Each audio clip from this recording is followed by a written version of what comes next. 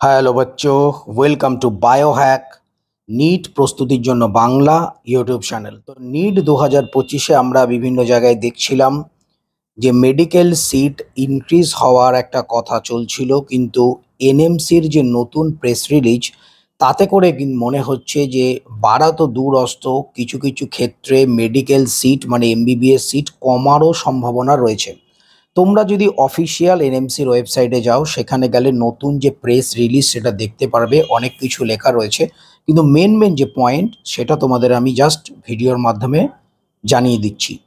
ব্যাপারটা হয়েছিল কর্ণাটকের একটা প্রাইভেট মেডিকেল কলেজে মে মাসে ইন্সপেকশনের জন্য কিছু অ্যাসেসারকে পাঠানো হয়েছিল। অ্যাসেসার মানে এনএমসির তরফ থেকে যারা কলেজকে পরিদর্শন করতে যায় বা কলেজের ইন্সপেকশনে যায়। তো সেই কর্ণাটকের মেডিকেল কলেজে যেখানে কিছু সংখ্যক সিট ইনক্রিজের ব্যাপার ছিল, তো সেখানে যারা ইন্সপেকশনে গেছিল তারা মেডিকেল কলেজ কর্তৃপক্ষের কাছ থেকে 10 লক্ষ টাকা ঘুষ চেয়েছে। কোনোভাবে এই ব্যাপারটা সিবিআই এর কানে যায় এবং সিবিআই কিন্তু 10 লক্ষ টাকা সমেত যে প্রফেসর ইন্সপেকশনে গেছিল তাকে অ্যারেস্ট করেছে এবং তার বিরুদ্ধে এফআইআর হয়েছে এবং মামলা চলছে। তো সেই প্রসঙ্গে এনএমসি যেটা প্রেস রিলিজ করে সবার সামনে জানিয়েছে সেটা হলো, এই যে সমস্ত অ্যাসেসাররা রয়েছে যারা বিভিন্ন কলেজ পরিদর্শনে যায়, এরা কি এনএমসির লোক নয়। সমগ্র ভারতবর্ষ থেকে বিভিন্ন যে গভর্নমেন্ট মেডিকেল কলেজ তাদের যে প্রফেসররা রয়েছে তাদের র্যান্ডামলি চুজ করা হয় এবং তাদেরকেই কিন্তু বিভিন্ন কলেজের ইন্সপেকশনে পাঠানো হয়।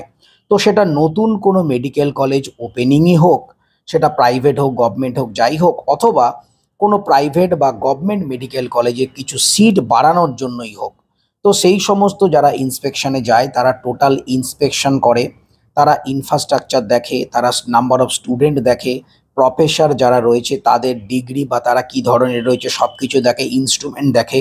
সব কিছু দেখার পর একটা রিপোর্ট তৈরি করে এবং সেই রিপোর্টটা সাবমিট করে এনএমসিকে। এনএমসি সেই রিপোর্ট অনুযায়ী সেই কলেজের, হয় নতুন যদি কলেজ হয় তার অ্যাফিলিয়েশন দেয় খোলবার জন্য, অথবা পুরনো যদি কলেজ হয় যেখানে সিট ইনক্রিজ করার কথা, তো সেখানে সিট ইনক্রিজ করে দেয়।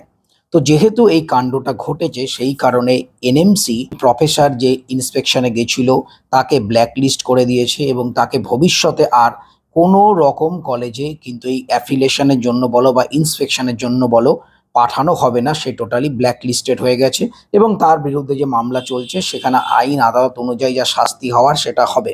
এছাড়াও এনএমসি যে কলেজ, যে কর্ণাটকের যে কলেজ, মোটামুটি নাম করাই একটা কলেজ হবে, অনেকটা প্রায় অনেক সিট ছিল, তো সেই কলেজের এগেনস্টেও কিন্তু অ্যাকশন নিচ্ছে এবং নিট 2025-26 যে শিক্ষাবর্ষ, সেই শিক্ষাবর্ষে কিন্তু কোনো রকম স্টুডেন্ট ভর্তি করতে পারবে না। তার মানে এক ধাক্কায় অ্যাপ্রক্স যদি 200টা সিট হয় সেটা কিন্তু কমে গেল। কলেজ চেয়েছিল কিছু সিট বাড়াবে, কিন্তু উল্টে এই ঘুষ কাণ্ডের জন্য সিট তো বাড়লই না, উল্টে কিন্তু সিট আরও কমে গেল। এর পরবর্তীকালে যেটা হবে, এনএমসি কিন্তু বলে দিয়েছে এনএমসি এরপর এই ধরনের যে কার্যকলাপ তার বিরুদ্ধে কড়া পদক্ষেপ নেবে।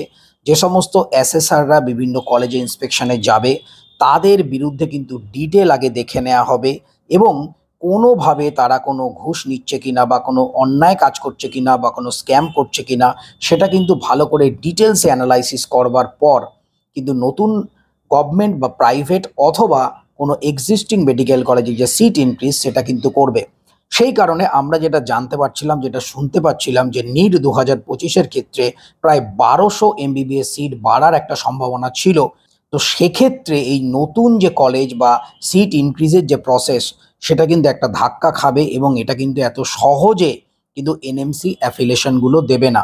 প্রথমত কর্ণাটকের এই যে কলেজ সেখানে তো কতগুলো সিট তো চলেই গেল, সিট তো কমেই গেল, কেননা এরা নিট 2025-এর যে কাউন্সেলিং তাতে অংশগ্রহণই করতে পারবে না। তো এটা গেল সিট কমে এবং নতুন যে কলেজগুলো খুলবে ভাবছিল তার যে প্রসেস সেখানেও কিন্তু একটা কড়া একটা নির্দেশ দিয়েছে এনএমসি।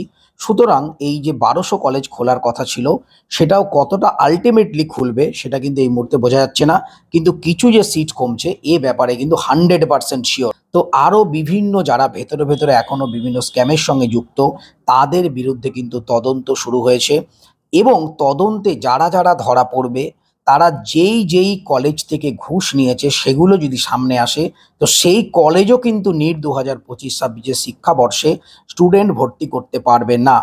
তো আল্টিমেটলি ব্যাপারটা এখানে এসে দাঁড়িয়ে রয়েছে। এবার আমাদের ওয়েট করতে হবে যে নিট 2025-এ আদৌ কি কোনো সিট বাড়ছে, নাকি আরও সিট, আরও যদি কয়েকটা ধরো কলেজে এরকম ধরা পড়ে তাদের সিটগুলো কমে যাবে। আল্টিমেটলি কিন্তু নিট 2025-এ এমবিবিএস সিট কিন্তু অনেকটাই কমে যাবে। আর ওয়েস্ট বেঙ্গলের ক্ষেত্রে তোমাদের আমি ভিডিও করে বলেছিলাম কয়েকটা প্রাইভেট কলেজ কিন্তু খোলার সম্ভাবনা আছে, যদিও ওই প্রাইভেট কলেজগুলো ম্যাক্সিমাম ক্ষেত্রেই এদের ফি স্ট্রাকচার অনেক হাই, সেই কারণে কাট অফ কিন্তু অনেকটা নিচে যেতে পারে সেমি গভর্নমেন্ট সিট। আর ম্যানেজমেন্টের তো জানোই যে মোটামুটি 1 কোটির কাছাকাছি এখন ফিস পৌঁছে গেছে। তো এই কলেজগুলো আদৌ খুলবে কিনা, এই এনএমসি যে কড়াকড়ি কি করবে এটা এখনো বোঝা যাচ্ছে না। তো যাই হোক, কোনো অফিসিয়াল ইনফরমেশন পেলে অবশ্যই তোমাদের জানাবো। এটা ছিল একটা গুরুত্বপূর্ণ এনএমসির আপডেট, তাই তোমাদের সঙ্গে শেয়ার করলাম। চ্যানেলটা অবশ্যই সাবস্ক্রাইব করে রাখো নিট রিলেটেড ছোট বড় লেটেস্ট ইনফরমেশনের জন্য, এবং সবাইকে মন দিয়ে পড়াশোনা করো। নিট 2026 কিন্তু ক্লিয়ার করতেই হবে। টাটা।